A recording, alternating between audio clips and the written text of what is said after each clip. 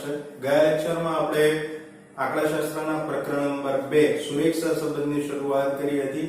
આજે જે થિયરી ગઈ વખતે ભણ્યા હતા એના પછીની થિયરી એટલે કે સહસંબંધની રીતો એના વિશેની થોડી ઘણી જાણકારી મેળવીશું। એ સિવાય સહસંબંધના ગુણધર્મો જે મોસ્ટ આઈએમપી છે એના વિશેની પણ આપણે ચર્ચા કરીશું। તો શરૂઆત કરીએ આપણે સહસંબંધના અભ્યાસની રીતોથી।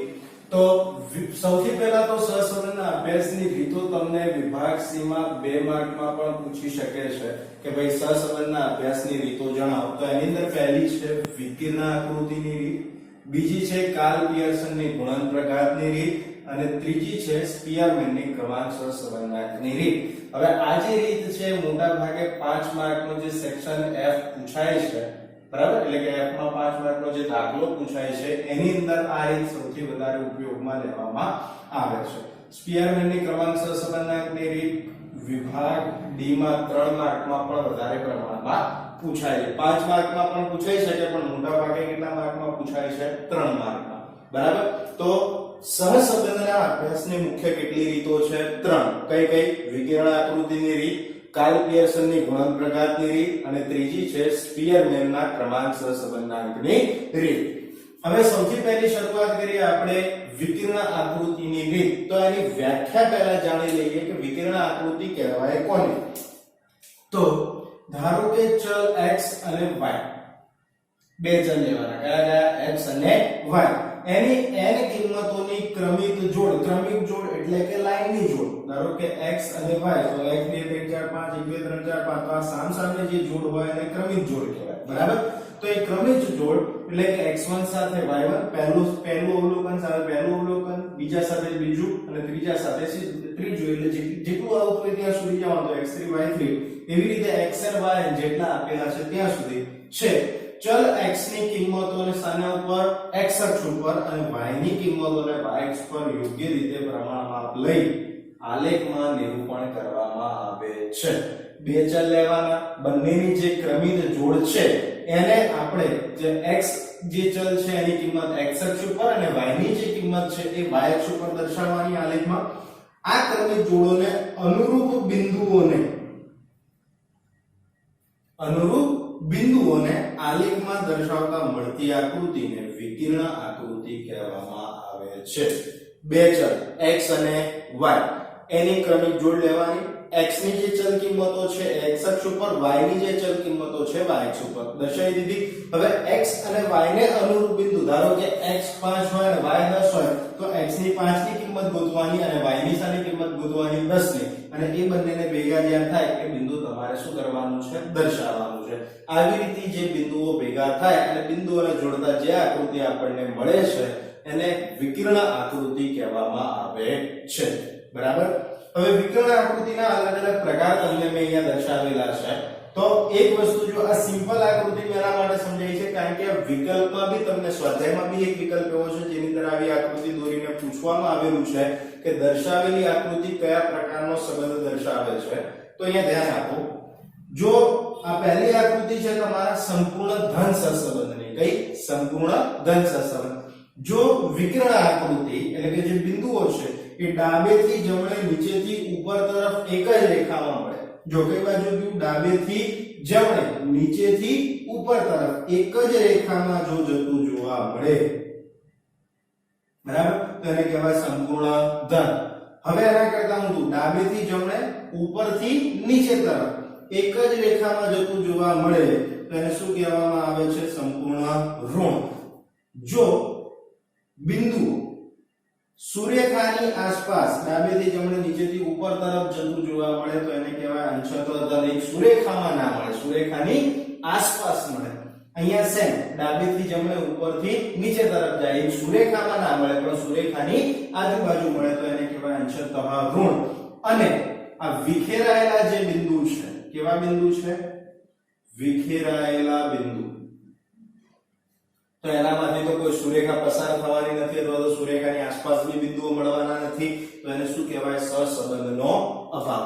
સિમ્પલ એક વસ્તુ યાદ રાખી દો, ડાબેથી જમણે નીચેથી ઉપર, જો ડાબેથી જમણે નીચેથી ઉપર એક જ રેખા મળે તો સંપૂર્ણ ધન, ડાબેથી જમણે ઉપરથી નીચે એક જ રેખા મળે તો સંપૂર્ણ ઋણ, ડાબેથી જમણે નીચેથી ઉપર સુરેખાની આસપાસ બિંદુઓ મળે તો એને કહેવાય અંશતઃ ધન, ડાબેથી જમણે ઉપરથી નીચે સુરેખાની આસપાસ બિંદુ મળે તો અંશતઃ ઋણ, અને જો વિખેરાયેલા બિંદુઓ જોવા મળે વિકર્ણાકૃતિમાં તો એને કહેવાય સહસંબંધનો અભાવ. આ પાંચ પ્રકાર આપણે વિકર્ણાકૃતિ પરથી જોઈ શકીએ: સંપૂર્ણ ધન, સંપૂર્ણ ઋણ, અંશતઃ ધન, અંશતઃ ઋણ અને સહસંબંધનો અભાવ. બરાબર. હવે વિકર્ણ આકૃતિની મુખ્ય મર્યાદા આ તમને વિભાગ બી માં એક માર્કમાં પણ પૂછી શકે છે કે ભાઈ વિકર્ણ આકૃતિની મુખ્ય મર્યાદા જણાવો. ખાસ યાદ રાખજો, આ આઈએમપી છે તો સહસંબંધના સ્વરૂપ વિશેની માહિતી મળે છે. સહસંબંધના સ્વરૂપ વિશે, હવે જો આકૃતિ આપણને મળી તો આના પરથી ખબર પડી જાય કે કયા પ્રકારનો સહસંબંધ આપણને મળવાનો છે. સંપૂર્ણ ધન મળશે, ઋણ મળશે, અંશતઃ ધન મળશે, અંશતઃ ઋણ મળશે કે સહસંબંધનો અભાવ મળશે આપણે જોઈ શકીએ. પરંતુ ઘનિષ્ઠતા અંગેનું ચોક્કસ માપ મળતું નથી. ચોક્કસ માપ નહીં મળે કે તમારો સહસંબંધ કેટલા આંકડામાં રજૂ કરશે એ આંકડો તમને મળશે નહીં. તમને ખાલી આકૃતિ ઉપર ખ્યાલ આવશે કે ભાઈ કયા પ્રકારનો સહસંબંધ મળશે, પણ કેટલો મળશે એવું ચોક્કસ માપ એના ઉપરથી મળતું નથી. તો વિકર્ણ આકૃતિની મુખ્ય મર્યાદા એ છે કે તેના ઉપરથી સહસંબંધનો સ્વરૂપનો ખ્યાલ આવે છે, પરંતુ તેના ઉપરથી તેના સહસંબંધના ઘનિષ્ઠતાનું માપ જાણી શકાતું નથી. આ એક માર્કનો ક્વેશ્ચન ખાસ આઈએમપી છે એટલે ધ્યાન રાખજો વિકર્ણ આકૃતિની મુખ્ય મર્યાદાઓ. બરાબર. તો આપણે ચર્ચા કરી લીધી વિકર્ણ આકૃતિ વિશેની. હવે એક પદ્ધતિ પૂરી થઈ. બીજી રીત તમને આપેલી છે કાર્લ પિયર્સનની ગુણન પ્રઘાતની રીત. કઈ છે? કાર્લ પિયર્સનની ગુણન પ્રઘાતની રીત. તો હવે આ જે કાર્લ પિયર્સનની ગુણન પ્રઘાતની રીતે જે સહસંબંધના મળે તો આપણને ખબર છે શાના વડે દર્શાવાય? r વડે. કાલે જોયું હતું. સૌપ્રથમ માપ કોણે સૂચવ્યું હતું? Karl Pearson. તો એને પિયર્સન સહસંબંધાંક પણ કહી શકાય અને ગુણન પ્રઘાત પણ કહી શકાય છે. એક માર્કનો ક્વેશ્ચન કે ભાઈ કાર્લ પિયર્સનની રીતે મેળવેલ ગુણન પ્રઘાતની રીતના આધારે મેળવેલ સહસંબંધાંકને બીજા કયા નામે ઓળખવામાં આવે છે? તો કયા નામે? એક તો પિયર્સન સહસંબંધાંક કહેવાય અથવા તો ગુણન પ્રઘાત આંક પણ કહેવામાં આવે છે. બરાબર. આ એક માર્કનો ક્વેશ્ચન. હવે આ આઈએમપી છે. આ બે માર્કમાં તમને વિભાગ સીમા પૂછી શકે. કાર્લ પિયર્સનના સહસંબંધ માટેની ધારણાઓ જણાવો. ધારણાઓમાં સિમ્પલ છે. એક તો બે ચલ વચ્ચે આ બે બંનેમાં સેમ છે. એક તો કેવો સંબંધ હોવો જોઈએ? સુરેખ સંબંધ હોવો જોઈએ. કેવો સંબંધ હોવો જોઈએ? સુરેખ. સુરેખ એટલે એક રેખામાં મળે એવો સંબંધ હોવો જોઈએ. અને બે ચલ વચ્ચે કાર્ય-કારણનો સંબંધ છે.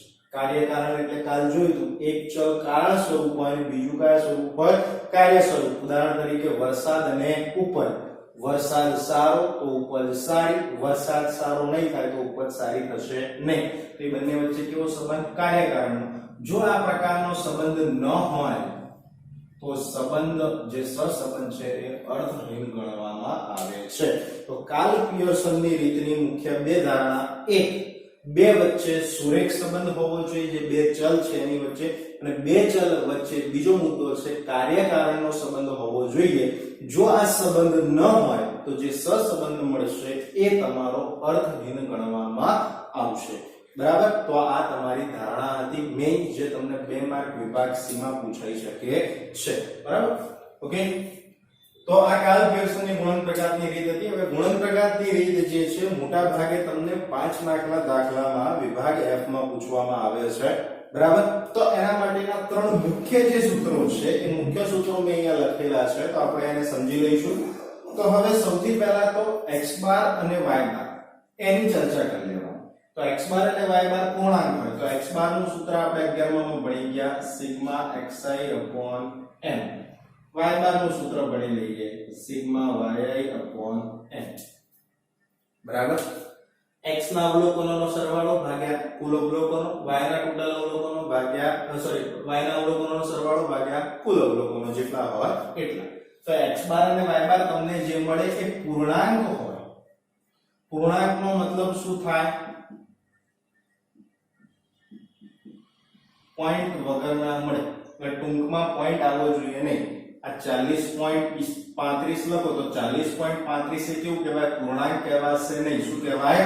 અપૂર્ણાંક કહેવાય. બરાબર? એટલે પોઈન્ટ વગરની જેટલી સંખ્યા હોય બધી પૂર્ણાંક કહેવાય. તો એના માટેનું સૂત્ર છે r બરાબર સિગ્મા x x બાર ઇન્ટુ y y બાર. આ બંને વચ્ચે શું છે? ગુણાકાર છે. x x બાર ઇન્ટુ y y બાર અપોન એટલે ભાગાકાર વર્ગમૂળમાં સિગ્મા x x બાર નો સ્ક્વેર ગુણ્યા સિગ્મા y y બાર નો સ્ક્વેર. આ પહેલું સૂત્ર. ક્યારે? જ્યારે x બાર અને y બાર તમારો પૂર્ણાંક હોય. આ ત્રણ સૂત્રો ખાલી આવડતા હશે ને તો તમને આ દાખલામાં ક્યાંય તકલીફ થવાની નથી. એટલે ખાસ કરીને આ સૂત્રો તૈયાર કરો. બીજો પોઈન્ટ x બાર અને y બાર, આમાં બી મુદ્દો એ જ છે. x બાર અને y બાર કેવા હોય? અપૂર્ણાંક. અપૂર્ણાંક એટલે કેવા થશે? પોઈન્ટ વાળા. મેં હમણાં લખ્યું ને અહીંયા 40.35 ઉદાહરણ તરીકે, તો આ અપૂર્ણાંક કહેવાય. પોઈન્ટ આવે છે વચ્ચે. બરાબર? અથવા તો અવલોકનો ખૂબ નાના હોય. નાના એટલે 10 કરતા ઓછી કિંમત હોય. 2 3 4 5 6 7 8 9 એવી જે નાની કિંમતો હોય એકદમ. બરાબર? એ તમે જુઓ એટલે તમને ખ્યાલ આવી જાય કે ભાઈ અવલોકન જે આપેલા છે ખૂબ નાના છે, તો ત્યારે તમારે xy વાળી રીતનો ઉપયોગ કરવાનો છે. તો ધ્યાન આપો, સૂત્ર શું થાય? n ગુણ્યા sigma xy minus sigma x into sigma y. અહીંયા પણ ઇન્ટુ છે. બરાબર? પછી n ગુણ્યા sigma x square minus sigma x નો હોલ સ્ક્વેર વર્ગમૂળ કરી દેવાનું. બરાબર? સામે એટલે ગુણ્યા n ગુણ્યા sigma y square minus sigma y નો હોલ સ્ક્વેર. બંને બાજુ સેમ. હવે અવલોકનો અપૂર્ણાંક આપેલા હોય. અવલોકનો જ કેવા આપી દીધા હોય? અપૂર્ણાંક. x બાર y બાર ની વાત નથી કરી. અવલોકન જે આપેલા છે x અને y ના, એ જ તમને કેવા આપી દીધા હોય? અપૂર્ણાંક એટલે પોઈન્ટ વાળા આપ્યા હોય, અથવા તો ખૂબ મોટા હોય. 100 500 1000 12000 15000 એવી રીતે જ્યારે પાછળની સંખ્યા મોટી થતી જાય એટલે કે આંકડા ખૂબ મોટા હોય. સામાન્ય રીતે આપણે જો 50 60 આપેલા હોય તો આપણે એને સમજીએ કે ભાઈ અવલોકન નાના છે તો સરખી રીતે બીજા કોઈ પણ સૂત્રથી ગણી શકીએ. પણ એના કરતા મોટા અવલોકન જો તમને આપેલા હોય તો ત્યારે તમારે યુવી વાળી રીતનો જ ઉપયોગ કરવાનો. બીજી રીતનો ઉપયોગ કરશો જવાબ આવશે પણ એની અંદર ગણતરી થોડી લાંબી થઈ જાય. એના કરતા આ સરળ રીત છે. તો સૂત્ર x ની જગ્યાએ u વાપરવાના અને y ની જગ્યાએ v વાપરવાના. સૂત્ર ઉપરનું સેમ મૂકવાનું. જો n સિગ્મા uv, અહીંયા xy હતા તો uv થઈ ગયા. x ની જગ્યાએ u, y ની જગ્યાએ v. તો n ગુણ્યા sigma uv minus sigma u into sigma v upon n ગુણ્યા sigma u square minus sigma u નો હોલ સ્ક્વેર વર્ગમૂળમાં ગુણ્યા n ગુણ્યા sigma v square minus sigma v નો હોલ સ્ક્વેર એ પણ વર્ગમૂળમાં. હવે આપણે વિચારીએ કે u અને v કેવી રીતે લાવવાના મોટી સંખ્યા હોય તો u ઇક્વલ ટુ શું થાય? x minus a. આપણી પાસે ચલ તો બધી કિંમતો આપેલી જ હોય, એમાંથી કોઈ એક કિંમત a ધારી લેવાની અને છેદમાં cx એટલે કોમન જે વર્ગ લંબાઈ આપણે કહીએ છીએ, કોમન જે નીકળે આખા લિસ્ટમાં એટલે કે x જે ચલ આપેલા છે એ ચલમાં બધામાં જે કોમન થિંગ નીકળતી હોય cx. સામે y ચલ એની અંદરથી કોઈ પણ એક કિંમત ધારો b અને છેદમાં cy. ઓકે, તો આ તમારા મુખ્ય ત્રણ સૂત્રો. x બાર y બાર પૂર્ણાંક હોય ત્યારે x x બાર વાળું સૂત્ર, પછી x બાર અને y બાર અપૂર્ણાંક હોય અને અવલોકન નાના હોય તો ત્યારે xy વાળું સૂત્ર, અને અવલોકન અપૂર્ણાંક હોય અને અવલોકન મોટા હોય તો ત્યારે uv વાળા સૂત્રનો શું કરવામાં આવે છે? ઉપયોગ કરવામાં આવે છે. તો વિદ્યાર્થી મિત્રો આ સૂત્રો ખૂબ જ IMP છે. આના પછીના જે લેક્ચર આપણે લઈશું એની અંદર આપણે 5 માર્કના દાખલાઓ એટલે કે સ્વાધ્યાય 2.2 વિશેની ચર્ચા કરવાની છે. તો ખાસ કરીને બે વાર આ સૂત્રો લખીને આ સૂત્રોને તૈયાર કરી રાખજો, કારણ કે તમારા માટે ખૂબ જ ઉપયોગી સાબિત થશે. ઓકે, આના પછી આપણે જોઈએ સહસંબંધાંકના ગુણધર્મો. વિદ્યાર્થી મિત્રો હવે જોઈએ આપણે સહસંબંધના ગુણધર્મો. જે IMP છે, 2 માર્કમાં પૂછાય તો તમારે 4 લખવા પડશે. બરાબર? અને આ તમને 1 માર્કનો જે વિકલ્પ આવે છે એ અથવા તો 1 માર્કમાં ક્વેશ્ચન જે આવે છે એમાં પણ ઉપયોગી થઈ શકે છે. બરાબર? તો ખાસ આ વિકલ્પ જે ગુણધર્મો છે એની અંદર ધ્યાન આપશો. તો પહેલું તો r ની કિંમત જે સહસંબંધાંક r છે એની કિંમતનો વિસ્તાર કેટલો છે અથવા તો અંતરાલ કેટલો છે તો -1 થી +1. કોઈ તમને કહે કે ભાઈ સહસંબંધાંકનો વિસ્તાર જણાવો તો કેટલો થાય -1 થી +1. અંતરાલ કે તો પણ એટલો જ થાય. એટલે કે જે r ની કિંમત છે -1 થી +1 ની વચ્ચે હોય છે. કઈ રીતે લખાય? -1 ≤ r ≤ 1. આ તમને વિકલ્પમાં પૂછાઈ શકે છે કે r ની કિંમતનો વિસ્તાર જણાવો તો શું લખાય? -1 ≤ r ≤ 1. પછી સહસંબંધાંક એકમથી મુક્ત માપ છે. કેવું માપ છે? એકમથી મુક્ત. જ્યારે પણ તમે સહસંબંધાંકનો જવાબ લખો છો તો એના પાછળ ક્યારેય કોઈ પણ પ્રકારનો એકમ લાગુ પડતો નથી. એટલે એકમથી કેવું છે? મુક્ત છે. પછી તમે x અને y વચ્ચેનો સંબંધાંક ગણો કે y અને x વચ્ચેનો સહસંબંધાંક ગણો. બંને સહસંબંધાંક કેવા હોય છે? સરખા. એટલે નીચે અહીંયા લખેલું છે rxy = ryx. તમે x અને y વચ્ચેનો ગણો કે y અને x વચ્ચેનો ગણો, બંને વચ્ચેનો સંબંધાંક હંમેશા કેવો હશે? સરખો. પછી ચોથો મુદ્દો તમને આપેલો છે કે સહસંબંધાંકની કિંમત. સાની કિંમત? સહસંબંધાંકની કિંમત એ ઉગમ બિંદુ પરિવર્તન અને સ્કેલ માપ પરિવર્તનથી મુક્ત એટલે કે સ્વતંત્ર છે. હવે આપણને પ્રશ્ન થાય કે ઉગમ બિંદુ પરિવર્તન શું અને સ્કેલ માપ પરિવર્તન શું? તો ઉગમ બિંદુ પરિવર્તન એટલે શું કે આપણને જે ચલ આપેલા છે, આપણે લખ્યું ને અહીંયા ચલ આપેલા હોય x અને y ના, એ બધાની અંદર કોઈ એક કિંમત ઉમેરવામાં કે બાદ કરવામાં આવે. સરખી કિંમત, અલગ અલગ નહીં. ધારો કે x માં હું પ્લસ બધામાં 2 2 કરું તો બધામાં 2 અથવા તો બાદ કરું તો 12. બરાબર? તો એ સરવાળો કે બાદબાકી કરાય તો એને કહેવાય ઉગમ બિંદુ પરિવર્તન. ખાલી સરવાળો અથવા તો બાદબાકી. બરાબર? તો એને ઉગમ બિંદુ પરિવર્તન કહેવાય. સ્કેલ માપ પરિવર્તન એટલે કે આ જે કિંમતો હતી x અને y ની એને કોઈ સંખ્યા વડે ગુણવામાં કે ભાગવામાં આવે. બરાબર? અચળ સંખ્યા, કોઈ પણ બધાને સરખી સંખ્યા વડે, અલગ અલગ સંખ્યા વડે નહીં. જો હું x ની કિંમતને 2 વડે ભાગું તો દરેક x ને જે જેટલા બી ચલ કિંમતો આપી છે એ બધાને 2 વડે ભાગવાનું, અથવા તો y ની કિંમતને 2 વડે ગુણવાની હોય તો બધી કિંમતોને 2 વડે ગુણવામાં આવે. તો એનાથી તમારું જે માપ છે સહસંબંધાંકનું એ ક્યારેય બદલાતું નથી. એટલે કે આ જે સહસંબંધાંક છે ઉગમ બિંદુ પરિવર્તન, ઉગમ બિંદુ એટલે યાદ રાખવાનું સરવાળો અને બાદબાકી, અને સ્કેલ માપ પરિવર્તન એટલે યાદ રાખવાનું ગુણાકાર અને ભાગાકાર, એનાથી મુક્ત છે એટલે કે સ્વતંત્ર છે. અહીંયા તમને આપેલું છે કે ભાઈ rxy = ruv. uv એટલે ખબર છે આપણે ગણતા હતા કઈ રીતે? x - a/cx y - b/cy. એટલે બાદબાકી બી થઈ અને ભાગાકાર બી થયો. આ જે બાદબાકી થઈ એને કહેવાય ઉગમ બિંદુ પરિવર્તન અને ભાગાકાર થયો એને કહેવાય સ્કેલ માપ પરિવર્તન. ડન? એટલે આનો જવાબ જે છે uv ની રીતનો એ xy જે આપણને મળે છે એ બંને કેવા રહેશે? સરખા. એટલે rxy = ruv. પછી મુદ્દો આપેલો છે. હવે આ આઈએમપી મુદ્દો છે કારણ કે આના ઉપરથી વિકલ્પ પણ પૂછવામાં આવે છે. તો બે ચલ પૈકી એક ચલની બધી જ કિંમતોના ચિહ્નો બદલવામાં આવે. એક ચલની બધી કિંમતો, ધારો કે x હોય તો x ની બધી કિંમતોના ચિહ્નો પ્લસ હોય તો એની જગ્યાએ માઈનસ કરી દેવામાં આવે તો સહસંબંધાંકની કિંમતનું ચિહ્ન બદલાય. આ ખાસ યાદ રાખજો. બે ચલમાંથી એક ચલની કિંમતો બદલી દેવામાં આવે એટલે કે એનું ચિહ્ન બદલી દેવામાં આવે તો સીધી અસર સહસંબંધાંક ઉપર પડે. એ પ્લસ હોય તો માઈનસ થઈ જાય, માઈનસ હોય તો શું થઈ જશે? પ્લસ. એટલે કે ચિહ્ન શું થઈ જાય છે? બદલાઈ જાય. એટલે કે જો r - xy - rxy એટલે કે જો માઈનસ કિંમત હોય તો આનું મૂલ્ય માઈનસ મળશે, અને જો અહીંયા y ની કિંમત માઈનસ છે, અહીંયા x ની કિંમત માઈનસ હતી તો અહીંયા કિંમત કેટલી રહેશે? -rxy. બરાબર? પરંતુ જો બંને ચલોના ચિહ્ન બદલી દેવામાં આવે, બંને ચલ એટલે કે x અને y, તો સહસંબંધાંક બદલાતો નથી. ચિહ્ન એનું બદલાશે નહીં. એટલું મગજમાં રાખવાનું. એક બદલાય તો તમારા સહસંબંધાંકનું ચિહ્ન બદલાય. જો બંનેના ચિહ્નો બદલાય તો તમારો સહસંબંધાંક છે એનું ચિહ્ન બદલાશે નહીં. અહીંયા જો x પ્લસ હતા એની જગ્યાએ માઈનસ કરી દીધા, y બી પ્લસ હતા એની જગ્યાએ માઈનસ કરી દીધા, તો બંને માઈનસ થયા તો જવાબ પ્લસ માં જ રહ્યો, એમાં કોઈ ચેન્જીસ નહીં.